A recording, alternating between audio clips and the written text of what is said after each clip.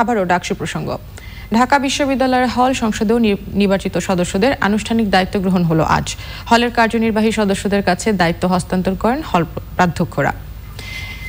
কোনো সংগঠনের হয়ে নয়, ঐক্যবদ্ধভাবেই সব সমস্যার সমাধানের আশা জানিয়েছেন নবনির্বাচিতরা। আফরোজা হাসির রিপোর্ট।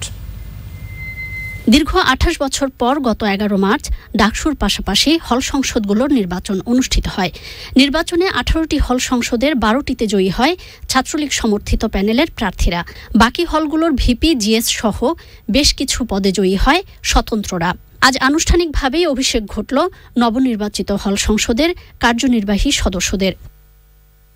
রোকেয়া হলে বঙ্গবন্ধু শেখ মুজিবুর রহমানের প্রতিকৃতিতে শ্রদ্ধা জানানোর পর নিজেদের ভবিষ্যৎ কর্মসূচি নিয়ে হল প্রাধ্যক্ষের সাথে আনুষ্ঠানিক বৈঠক করে নবনির্বাচিত হল কমিটি।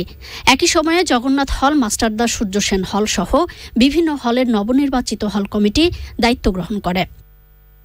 নবনির্বাচিত হল সদস্যদের স্বাগত জানিয়েছেন সাধারণ শিক্ষার্থীরা। আফরোজা হাসি, চ্যানেল আই, ঢাকা।